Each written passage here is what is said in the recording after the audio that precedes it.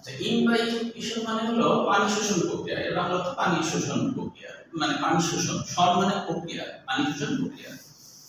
তো তাহলে কিভাবে পানি শোষণ হয় সেটা বলা হচ্ছে কোলের জাতীয় পদার্থ। কোলের জাতীয় কি সেটা আগে জানতে হবে। কলোগেট বলা হচ্ছে কলোগেট,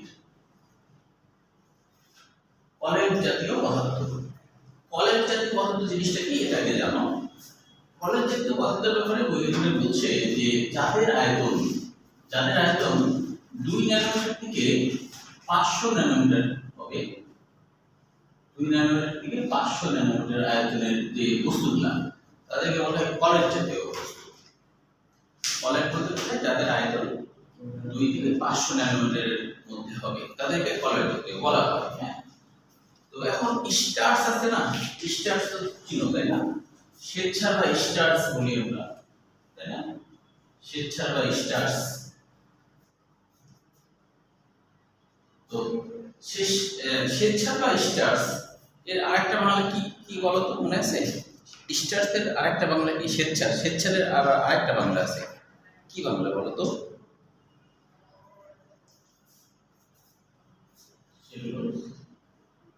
মনে আছে? আর জিলাপি।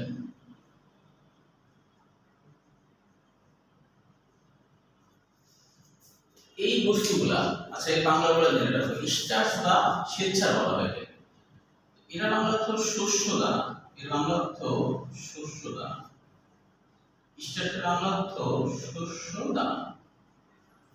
সেলুলোজ মানে তন্তু বা আঁশ, তন্তু বা আঁশ। আর জিলাটিন মানে জেলির মতো প্রোটিন, যা জেলির মতো প্রোটিন, যে প্রোটিনগুলো জেলির মতো।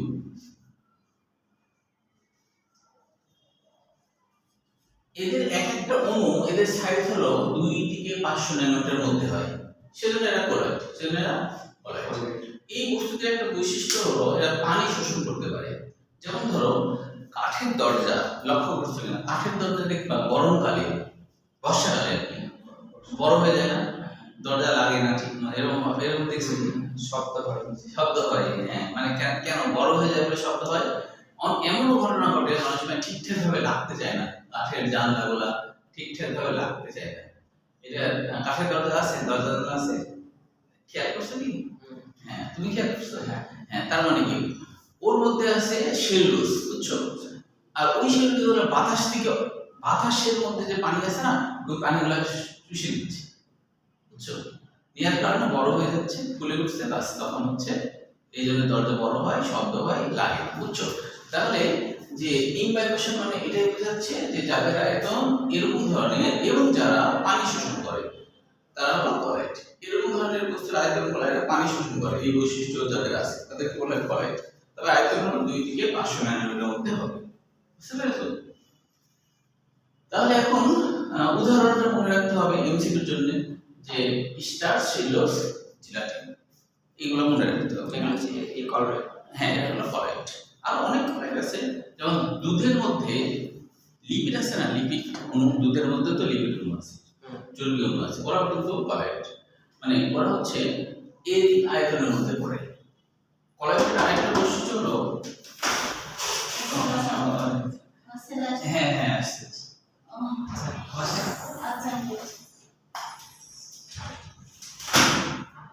তো স্টার্চে এই যে তোমার হচ্ছে 2 ন্যানোমিটার থেকে 500 ন্যানোমিটার আয়তনে যারা হয় তারা একটা দ্রবণী, সম্পৃক্ত দ্রবণ তৈরি করতে পারে না।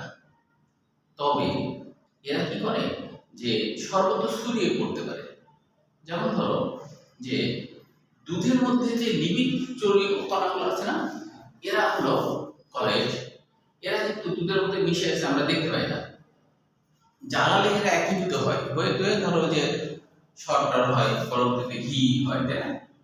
তো তার মানে হলো কলাইট জাতীয় বৈশিষ্ট্য আরেকটা হলো যে যারা সম্পৃক্ত এবং অসম্পৃক্ত দ্রবণের মাঝামাঝি অবস্থা তৈরি করে। সম্পৃক্ত ও অসম্পৃক্ত,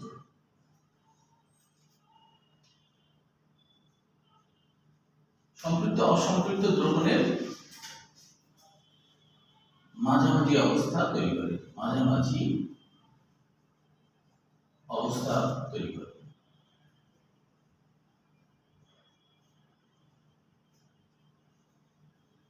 মাঝামাঝি বলতে কি বোঝায়? ধরো পানির মধ্যে, এক গ্লাস পানির মধ্যে, এক গ্লাস পানির মধ্যে পানির অণু ধরো আছে, এগুলো মনে করো পানির অণু। তো আমরা জানি বড় বড় করে পানির অণুগুলো, তো এগুলো পানির অণু,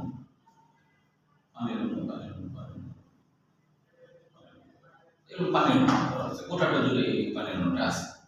এখন আমরা জানি এখানে যদি তুমি গ্লুকোজ দাও বা চিনি দাও, তাহলে এক পর্যায়ে এরা কিন্তু পানির সাথে মিশে যায় বলেই আমরা জানি যে আয়তন বাড়ে না। কেন আয়তন বাড়ে না? কারণ হলো পানির অণুর ফাঁকে ফাঁকে ঢুকে যায়। ধরো এটা একটা আমি আঁকি, এই যে ফাঁকা আছে না, এই ফাঁকা জায়গায় চিনির অণুটা ঢুকে যায়, ফাঁকা জায়গায় গ্লুকোজ অণুটা ঢুকে যায়।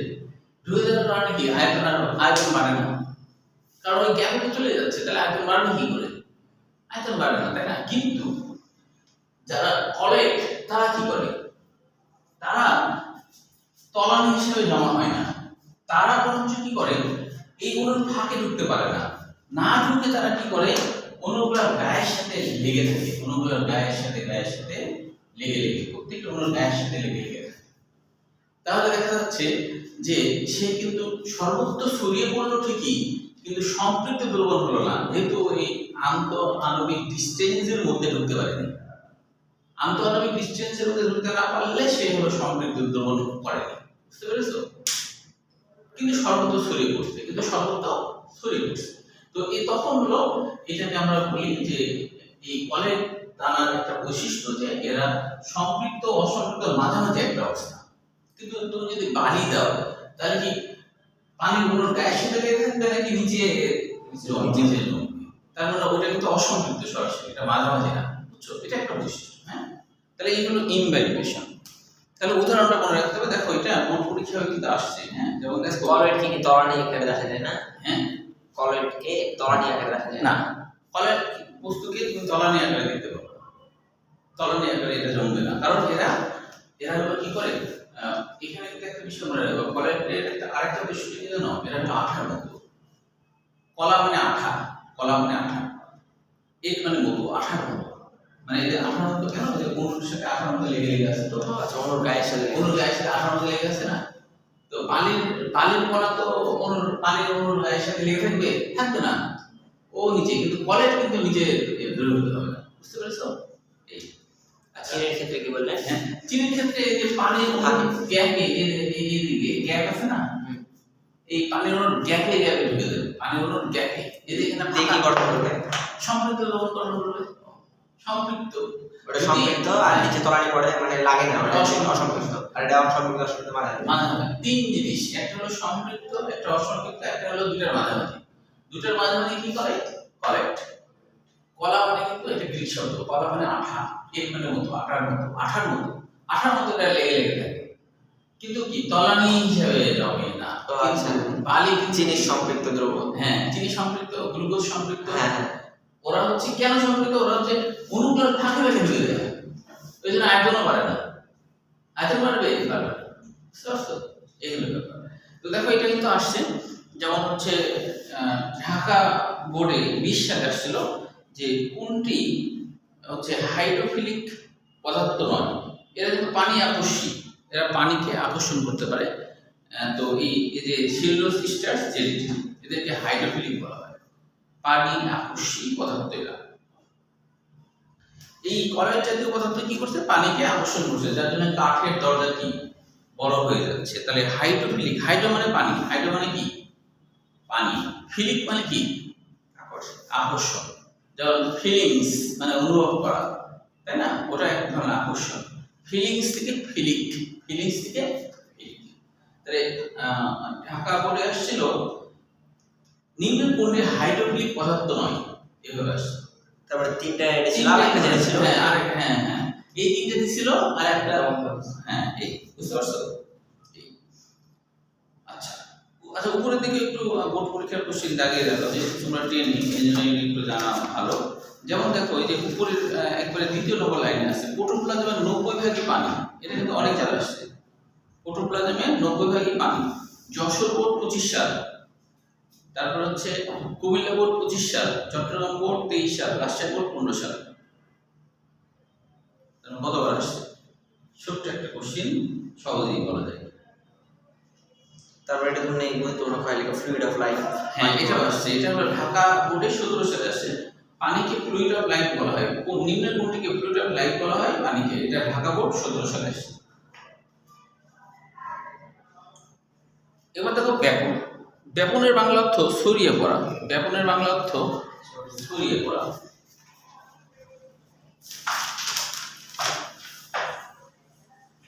ব্যাপনের বাংলা অর্থ হলো ছড়িয়ে পড়া। তো একটা বিষয় মনে রাখবা, ব্যাপন আর অভিসরণ অনেক সময় ভুলাই ফেলে অনেকে। হ্যাঁ, ব্যাপনে মনে রাখবা ব আছে, এই বতে মনে রাখবা বেশি থেকে কম। ব আছে না, তাহলে বেশি থেকে কম। আর একই সাথে অভিশ্রবণ মনে রাখবা, অভিশ্রবণ মনে রাখবা কম থেকে বেশি। হ্যাঁ, কিন্তু অ আছে না, তার মানে কি অল্প, অল্প থেকে বেশি বা কম থেকে বেশি, অল্প থেকে বেশি। এই দুইটা জিনিস যদি মনে রাখো তাহলে ভুল হওয়ার কোনো সম্ভাবনা থাকবে না। তাহলে ব্যাকরণে গ আছে, তার মানে বেশি থেকে কম, আর অভিশ্রবণে অ আছে, মানে অল্প থেকে বেশি। এইটা মাথায় রাখলে তোমার ভুল হওয়ার সম্ভাবনা থাকবে না। তাহলে ব্যাকরণে বেশি থেকে কম মানে কি, আতরের শিশির মধ্যে অনেক সেন্ট আছে, দেখো অনেক ঘনবহাত্য বাইরে নাই, তাহলে কি ছড়িয়ে পড়ছে। ব্যাকরণ মানে কি ছড়িয়ে পড়া, তাহলে চারিদিকে ছড়িয়ে পড়ছে না, তাহলে এটা হলো ব্যাকরণ বেশি থেকে কম। তবে মনে রাখতে হবে ব্যাকরণের ক্ষেত্রে যে ব্যাপারটা হয় সেটা হচ্ছে ব্যাকরণে কিন্তু তোমার হচ্ছে অর্ধবদ্ধ পদ্মা থাকে না, মাঝে কোনো পদ্মা টদ্মা এগুলো থাকে না, এটা সত্য না ব্যাকরণে। কিন্তু অভিশ্রবণে হলো সত্য যে অর্ধবদ্ধ পদ্মা থাকবে। তাহলে এই দুটো যদি আমরা একটু আলাদা করে লিখে দেখো যে অভিশ্রবণের ব্যাপারটা, অভিশ্রবণে যেটা হয় সেটা হলো মনে হলো এটা পানি, এটা পানি, এখানে মনে করো পানি আছে,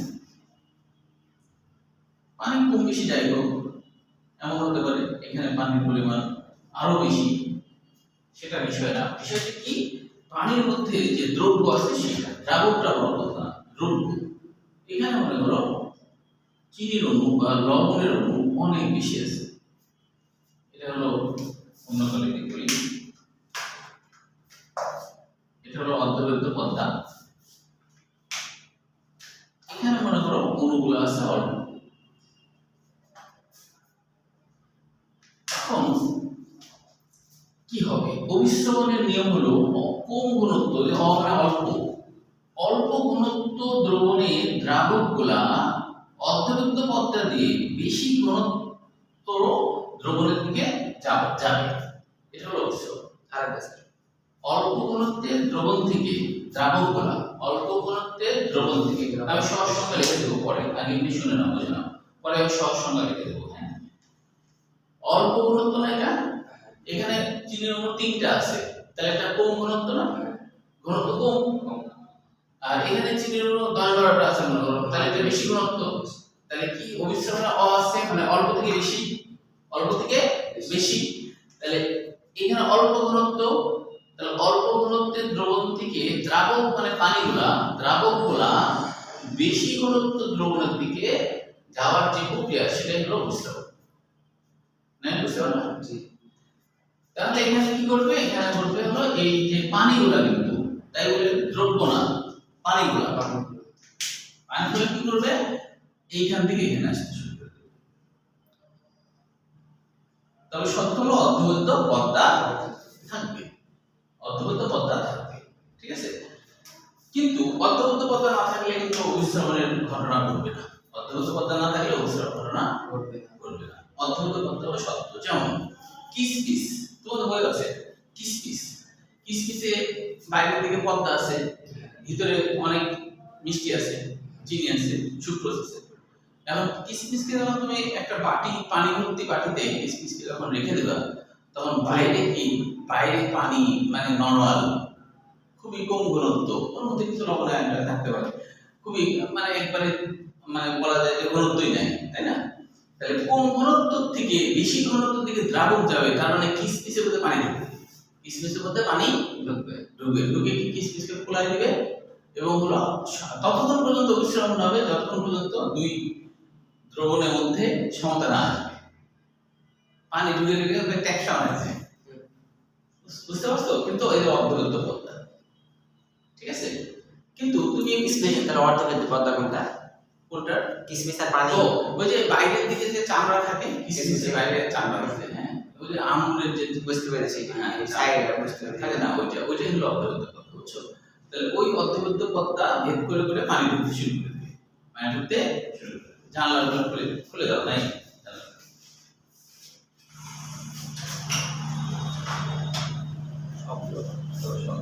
তবে গরম লাগছে, কারেন্ট খুব বেশি যাচ্ছে।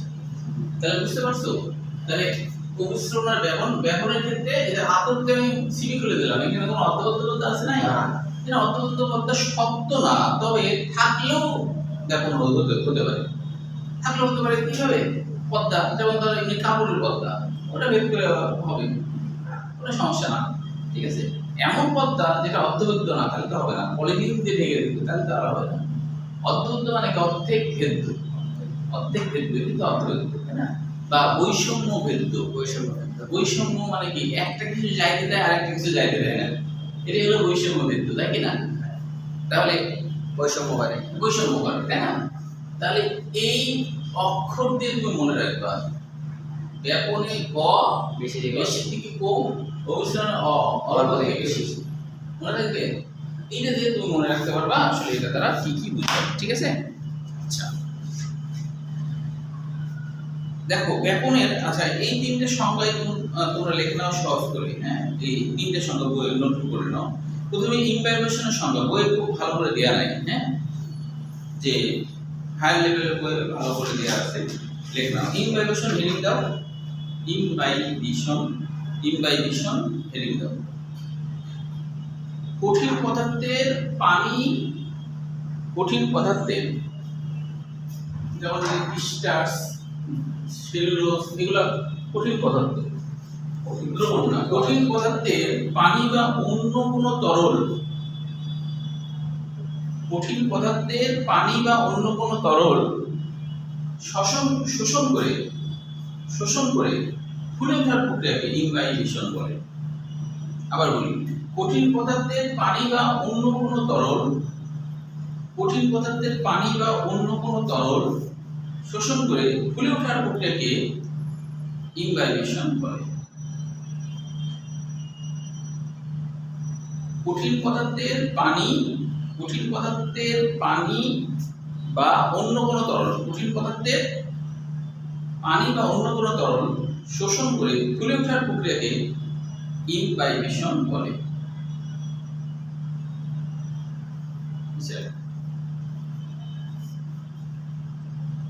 এটা হলো ইমবাইবেশনের সংজ্ঞা।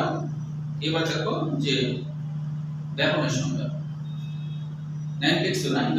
আচ্ছা এবার দেখো ব্যাপনের হেডিং দাও। কোন পদার্থের অণু বেশি ঘনত্বের স্থান থেকে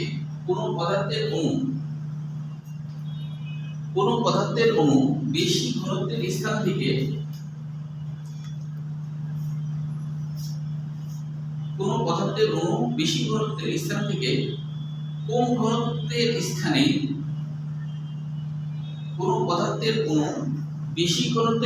থেকে কম ঘনত্বের স্থানে স্বতঃস্ফূর্তভাবে ছড়িয়ে পড়ার প্রক্রিয়াকে ব্যাপন বলে। আবার বলি, কোন পদার্থের অণু বেশি ঘনত্বের স্থান থেকে কম ঘনত্বের স্থানে স্বতঃস্ফূর্তভাবে ছড়িয়ে পড়া বা স্বেচ্ছায়, হ্যাঁ, স্বতঃস্ফূর্তভাবে ছড়িয়ে পড়ার প্রক্রিয়াকে স্বতঃস্ফূর্ত বা কি স্বেচ্ছায় নিজে থেকেই এরকম কিছু বোঝায় স্বতঃস্ফূর্ত। মানে, হ্যাঁ, ছড়িয়ে পড়ার প্রক্রিয়াকে ব্যাপন বলে।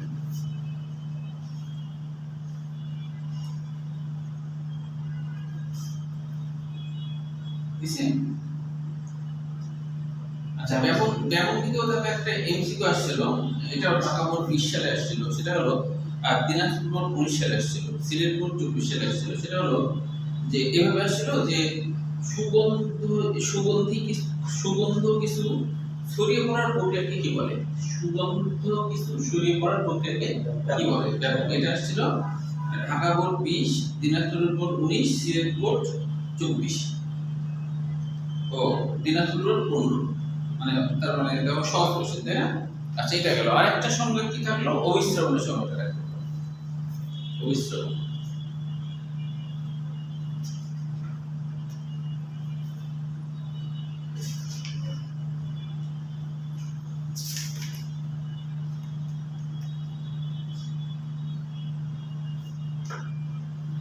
অর্ধবেদ্য হেডিং দিলাম।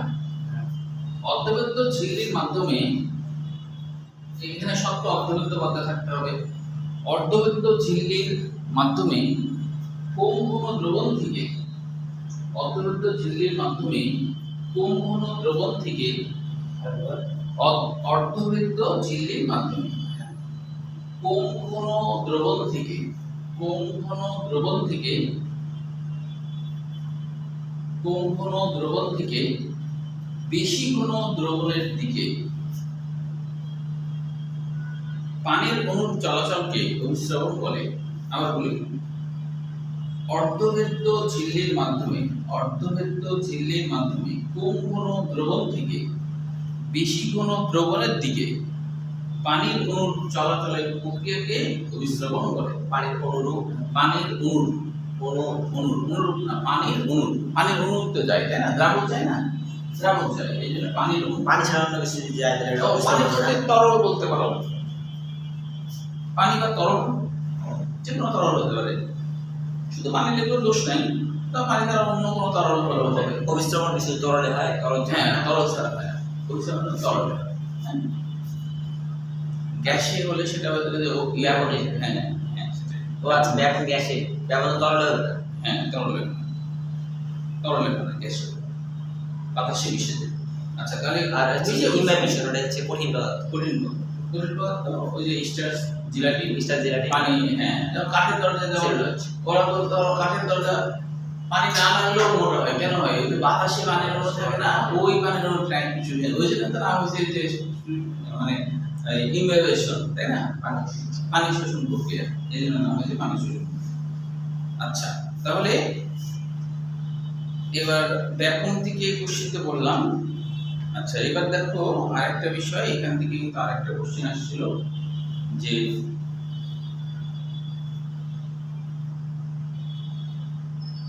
যদিও এই চ্যাপ্টার না, এটা সালোক সংশ্লেষণ এখান থেকে আসছিল, এটা দরকার নাই।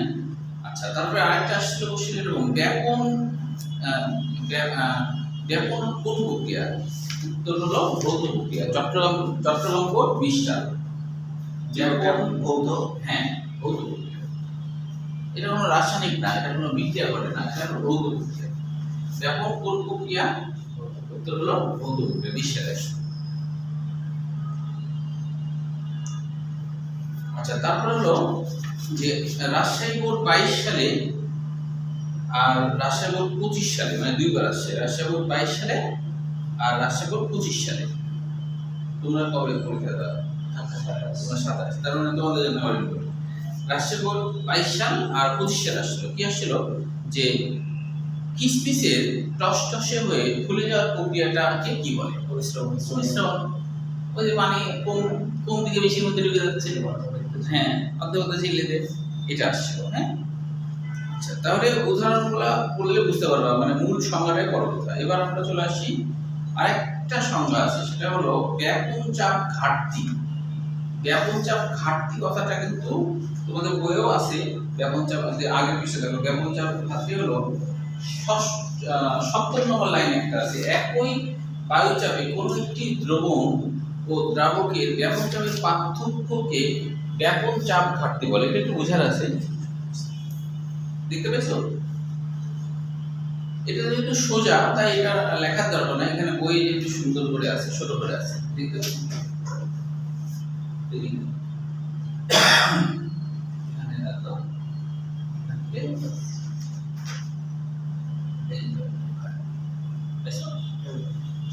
তাহলে ব্যাপনচাপ ঘাটতি ব্যাপারটা কি? ব্যাপনচাপ ঘাটতির ব্যাপারটা হলো কি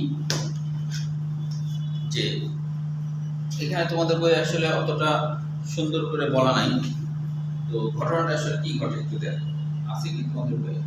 ছবিটি দিয়ে তো বোঝাই না, তাও একটু দিকে আছে কিনা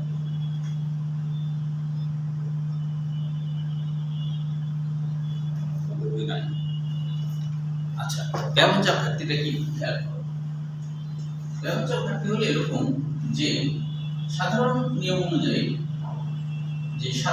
অনুযায়ী যদি তোমার এরকম হয়, এখানে ধর পানির পরিমাণ অনেক বেশি, এটা পানি, এখানে পানির পরিমাণ কম, এখানে পানির পরিমাণ কম, তো যদি ব্যাপনের কথা হলো অর্ধদত্ত পদ্মা থাকলেও হবে না থাকলেও হবে। অর্ধদত্ত পদ্মাটা বাধ্যতামূলক না, এখানে ধরো অর্ধদত্ত পদ্মা আছে, পানি যাওয়ার মতো ব্যবস্থা আছে। তো এখন এখানে ধরো এখানে কি হবে যে ক্রমেই পানিগুলো এই পথে আসবে, সমতা করার জন্য এই পথে আসবে, এটা হলো ব্যাপন মানে ছড়িয়ে পড়ছে। এখন এই ব্যাপন চাপের ঘাটতি করার জন্য যে কাজটা করা যায়, এখানে ধরো তুমি বেশি পরিমাণে যদি চিনির অণু দিতে শুরু করে দাও, তাহলে কিন্তু ব্যাপন চাপটা কমে যাবে, তখন পানি দিকে যাওয়াটা বন্ধ হবে আস্তে আস্তে। কেন? আর প্রথম থেকে আছে মানে এখানে ধরো কিছু নাই, এখানে ধরো পানির পরিমাণ অনেক বেশি, এখানে পানির পরিমাণ কম, এখানে একটা পদ্মা আছে, অর্ধদত্ত পদ্মা আছে, হ্যাঁ।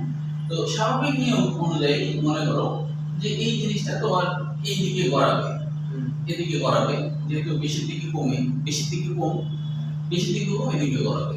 তো এখানে একটা যথেষ্ট চাপ থাকবে, যেটা উদ্ভিদের এক কোষ থেকে আরেক কোষে এই ব্যাপন চাপটা হয়। উদ্ভিদের এক কোষ থেকে আরেক কোষে পানি যাওয়ার সময় এই ব্যাপন চাপটা হয়। কিভাবে হয়? ধরো যে এখানে কোষ, তো এখানে যদি পানি বেশি থাকে তাহলে এই পানিটা কিন্তু এই কোষের মধ্যে চলে যায়, বুঝছো? পানি এই কোষে চলে যায়। আবার নিচের দিকে পানি আছে, সে আবার এখানে ঢুকে, এরকম একটা ঘটে। এখন হচ্ছে ব্যাপন চাপ ঘাটতি কখন হবে? যে এখন এখানে পানি বেশি তাই এখানে চলে যাচ্ছে পানিগুলা। এবার কি হলো যে সমতা না আনা পর্যন্ত সমান্তরালে থাকলেও যাবে, যদি যাওয়ার মানে মতো পদ্মা যদি হয় তাহলে কিন্তু ওই পাশে চলে যাবে পানিগুলো, হ্যাঁ। এখন কথা হলো সব দিকে সমান করে ফেলবে, যেমন মানে ছড়িয়ে পড়া, ঠিক আছে, পানির হতে পারে। এখন কথা হলো এখানে তুমি চিনির অণু দিয়ে দিলা, এখানে যেই মাত্র চিনির অণু দিয়ে দিলা তখন কিন্তু পানিগুলো এদিকে প্রবাহিত হওয়া আস্তে আস্তে বন্ধ হয়ে যাবে, ব্যাপন চাপ ঘাটতি হতে শুরু করবে, ব্যাপনের চাপটা থাকবে না, তাহলে উল্টা কাহিনী করবে, কারণ এটা কম ঘনত্ব, এটা বেশি ঘনত্ব, তখন আবার এদিকে পানি যাবে শুরু করবে। এই জিনিসটা হলো ব্যাপন চাপ ঘাটতি। কখন হবে? যদি তুমি এখানে কোনো অণু দাও তাহলে ঘাটতে হবে, নাহলে ঘাটতে হবে। বুঝতে পারছো কি? ব্যাপন চাপের ঘাটতি পূরণ করার জন্য দিতে পানি যাবে। হ্যাঁ, না বুঝলে বলো। না, বুঝতে পারছো? আচ্ছা, তো এটা তোমাদের খালি সংখ্যাটাই মনে রাখতে হবে, একই বায়ু চাপে কোনো একটি দ্রবণ ও দ্রাবকের, আর যদি চিনির দ্রাবকটা ওই দিক থেকে এদিকে যায় তাহলে কি হবে? তখন অবিশ্রবণ হয়ে যাবে। এখন ধরো এখানে চিনি বেশি চলে আসছে না, এখন অর্ধদত্ত পদ্মা, এবার উল্টা কাহিনী হবে, এবার হচ্ছে এখানে এটা তো বেশি ঘনত্ব, এখানে তো চিনি কিচ্ছু নাই, তখন উল্টা হবে, তখন এদিকে পানি আসতে শুরু। ব্যাপন গ্যাসে হয় না, না পানিতেও হতে পারে। ওই যে তুমি একটা হাউজে মনে করো, একটা হাউজে তুমি পানি রাখলা, হ্যাঁ, তো এখন মাঝে একটা পদ্মা দিয়ে দিছো, যেটা ধরো ছিদ্রযুক্ত পদ্মা বা যেটা হলো যে পদ্মাতে পানি ঢুকতে পারে, তো সেক্ষেত্রে কি সমতা আনার জন্য ওইদিকেও তো পানি দেবে, এটা স্বাভাবিক একটা প্রক্রিয়া, পানির কাজ কি ছড়িয়ে পড়া। তো সেক্ষেত্রেও এটা এক ধরনের ব্যাপন, যে ছড়িয়ে পড়ছে পানি দিয়ে ওইদিকে চলে যাচ্ছে। কিন্তু ওই পদ্মা যদি এরকম হয় যে শুধু পানি ঢুকবে, অন্য কিছু তো ঢুকবে না, এমন পদ্মা, এখন যদি ওখানে তুমি চিনির অণু দিয়ে দাও, চিনির অণু দিয়ে দিলা, তাহলে উল্টা কাহিনী হবে, তখন এটা কোন কোন থেকে বেশি উন্নত এদিকে পানি আসতে শুরু করবে, হ্যাঁ, বুঝতে পারছো? আস্তে থেকে এদিকে পানি শূন্য হয়ে যাবে, হ্যাঁ, কোন দিকে? এদিকে। এটা হলো পানি শূন্য বলতে যে কম ঘনত্ব থেকে বেশি ঘনত্বের পানির দিকে যাইতে থাকে, একটা লেভেল ধরো এটা ভরে গেছে, তাহলে তো আর এদিকে শূন্য হবে না, যে না পারে তাহলে যেতে হবে। ঠিক আছে। পানি গুলা যাবে এর মধ্যে যদি না এর মধ্যে কিন্তু আবার দ্রব্য থাকা লাগবে, দ্রব্য না থাকলে হবে না। এখানে তো ধরো বেশি ঘনত্ব, এখানে তো দুইটা দিলাম, তাহলে তো কম ঘনত্ব থেকে বেশি ঘনত্ব হলো, হ্যাঁ তাহলে পানি গুলা যাবে, দ্রব্য যাবে না কিন্তু তখন। তো চিনি গুলো দেখি হ্যাঁ, মানে ওই যে কম থেকে বেশিতে যায় অভিস্রবণ। আর যদি দ্রব্য না থাকে শুধু পানি থাকতো, তাহলে পানির যে ব্যাপন হচ্ছে সেটা পানিতে এমনিতেও তো ফাঁকা কিছু পেলে চলে যাবে, যেমন বাতাস যেমন যদি ফাঁকা পাবে সেটা এদিক যাবে না, পানিও ফাঁকা পেলে চলে যাবে, এমন পদ্ধতির সাথে পানি যেতে পারে আর কি, তাহলে চলে যাবে। কিন্তু আবার ওর মধ্যে চিনি দিয়ে দিলে তখন ব্যাপনের যে একটা চাপ ছিল, ওই চাপটা তখন কমতে কমতে জিরো হয়ে যাবে। এই যে চাপ কমে গেল, এটা ওই জন্য বলছে দ্রবণ ও দ্রাবকের ব্যাপন চাপের পার্থক্যকে ব্যাপন চাপ করতে বলে, দ্রবণ ও দ্রাবক। তাহলে এখন এখানে যে আমি যখন মিষ্টির অণু দিলাম এটা দ্রবণ হয়ে গেল, আর এটা কি এখানে কিছু দিই তাহলে এটা দ্রাবক হয়ে গেল। তাহলে এখানে দেখা যাচ্ছে যে পানি দেওয়ার পথটা এখন বন্ধ হয়ে গেল, এটার কারণে ঘাটতি হয়ে গেল, যেমন চাপটা ঘাটতি হয়ে গেল, যখন দ্রবণ দিয়ে দিচ্ছি তখন তার আগ পর্যন্ত কিন্তু যাচ্ছিল না, এটা হচ্ছে। যাই হোক এখানে খালি সংখ্যাটাই তোমাদের লাগবে। আচ্ছা এখান থেকে দেখো, এখান থেকে আরো কোশ্চেন আসছে বহু বিষয়।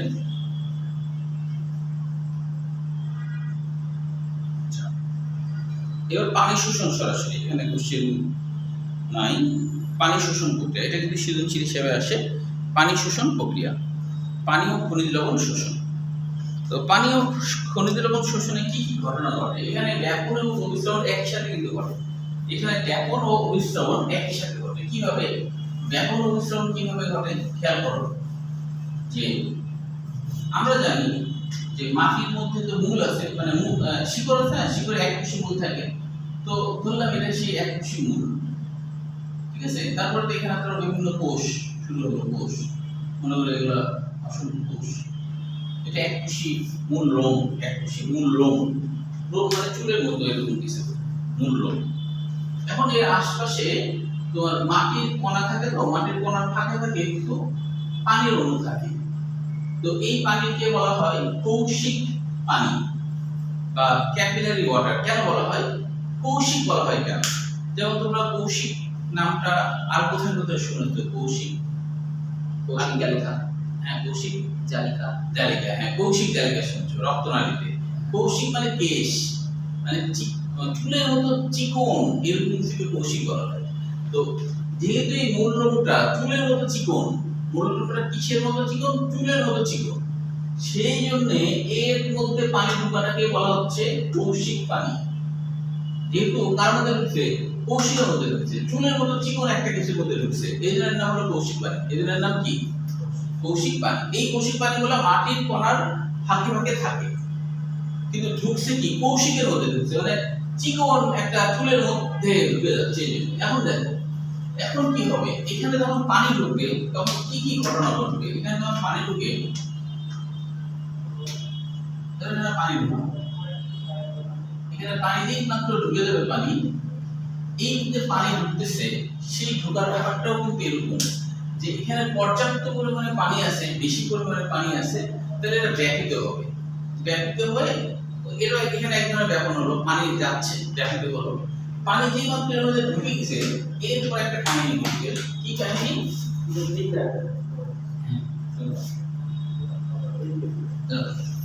তো যখন যখন তুমি এর মধ্যে পানি ঢুকে গেল, তখন এখানকার সাইটোপ্লাজম কিন্তু ঘনত্ব কমে গেল। এখানে সাইটোপ্লাজমে পানি ঢুকলো, ঘনত্ব কমে যাবে না? পানি ঢুকেছে, ঘনত্ব কমে যাবে। আর যেই মাত্র ঘনত্ব কমে যাবে, তখন আবার একটা কাহিনী ঘটবে। এই কোষে ঘনত্ব কিন্তু তখনও বেশি। ধরো এখানে 3টা অণু আছে, এখানে পানি ঢোকার কারণে ঘনত্ব কমে গেছে, পানি ঢুকেছে, ঘনত্ব কমে গেছে। আর সাইটোপ্লাজমের উপরের সাইটোপ্লাজম পানি ঢুকেনি, উপরের সাইটোপ্লাজমে কি পানি ঢুকেনি, কোনটাই মনে করো সাইটোপ্লাজম, কোন সাইটোপ্লাজম এখনো পানি ঢুকেনি, আর এখানে কি পানি ঢুকছে। তাহলে এটার ঘনত্ব কম না? পানি ঢোকার কারণে কি ঘনত্ব কমে যাবে না? ধরো 1 গ্লাস পানির মধ্যে তুমি 2 চামচ চিনি দিয়েছো, যে ঘনত্ব হবে, এখন যদি তুমি 5 চামচ চিনি দাও, তাহলে ঘনত্ব বেড়ে গেল না? ঘনত্ব বেড়ে গেল কিনা? তাহলে এখন এইখানে হচ্ছে কি এই কাহিনী, এখানকার কোষের সাইটোপ্লাজম, এখানকার কোষের সাইটোপ্লাজমে পানি যেই মাত্র ঢুকলো, পানি ব্যাপিত হয়ে এর মধ্যে যখনই পানি ঢুকছে, তখন এখানকার সাইটোপ্লাজম ঘনত্ব কমে গেছে, কিন্তু উপরে তখনও পানি ঢুকেনি। উপরে কিন্তু উপরের কোষে পানি, উপরের কোষে সাইটোপ্লাজম ঘনত্ব বেশি, আর এই কোষে সাইটোপ্লাজম ঘনত্ব কম। তাহলে আমরা জানি অভিস্রবণ নিয়ম কি অল্প থেকে বেশি না? তাহলে এখানে যেহেতু কম ঘনত্ব পানি ঢুকছে, তাই কম ঘনত্ব, তাহলে কম ঘনত্ব থেকে বেশি ঘনত্ব থেকে পানি চলে গেল। বুঝলে কিনা বলো? বুঝছো না? আচ্ছা, পরের কোষে আবার একই কাহিনী হচ্ছে, এখানে আবার পানি দিয়ে এখানে ঢুকে গেছে, ঘনত্ব আস্তে আস্তে তখন এটার ঘনত্ব কমে গেল, এটার ঘনত্ব তো কমেনি, এটা তো বেশি, তাহলে আবার পানি এখান থেকে এখানে চলে গেল। অভিস্রবণ প্রথমবার ব্যাপিত হয়েছে, চাপ আছে, পানির চাপ বেশি আছে, ঢুকে গেছে চাপে, হ্যাঁ। কিন্তু পরের গুলো সবই হচ্ছে অভিস্রবণ প্রক্রিয়ার মাধ্যমে যাচ্ছে না। প্রথমেটা কিভাবে ব্যাপন হয়েছে? ও এখানে পর্যাপ্ত পানি যদি থাকে, তাহলে একটা প্রেসার থাকে পানির, ওই প্রেসারে পানি ঢুকে যায়। যদি শিকড়টা পানির মধ্যে থাকে, পর্যাপ্ত পানি থাকে, তখন ওই প্রেসারে ঢুকে যাবে পানি ভিতরে। এই কারণে বুঝতে। তবে যে লবণ টবণ যেগুলো যায়, সেগুলো কিন্তু আবার ওটা পরে আছে সক্রিয় শোষণ নিষ্ক্রিয় শোষণ বলে একটা কথা আছে।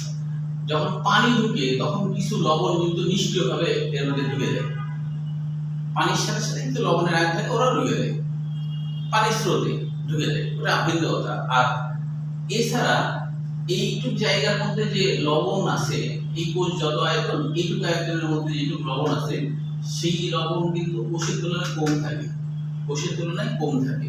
তো সেই অবস্থায় কিন্তু লবণ এখানে যাওয়াটা খুব কঠিন, তাই সেইটা যাওয়ার জন্য সক্রিয় শোষণ লাগে, এটিপি খরচ করতে হয়। এটিপি খরচ করলে তখন কম থেকে কমের দিকেও বেশিতে চলে আসে। যেমন যে বেশি বড় লোক, সে আরো বড় লোক হওয়ার জন্য অনেক কিছু করে বলে, গরিবদের উপর অত্যাচার করে টাকা পয়সা নিয়ে নিতে পারে, এটা হলো সক্রিয়। তো এখানে অভিস্রবণের ব্যাপারটা বুঝলা কিনা? তাহলে অভিস্রবণ প্রক্রিয়ার মাধ্যমে এইভাবে কিন্তু চলে যায় হলো একবারে পাতা পর্যন্ত। এবং জাইলেম জল শোষণ করে, জাইলেমে বর্গের জল আছে, মানে জাইলেমে বর্গের জল আছে, মানে জল শোষণ করে জাইলেম, ওই জাইলেমে পাতা পর্যন্ত পানি নিয়ে যায়। বুঝতে পারছো?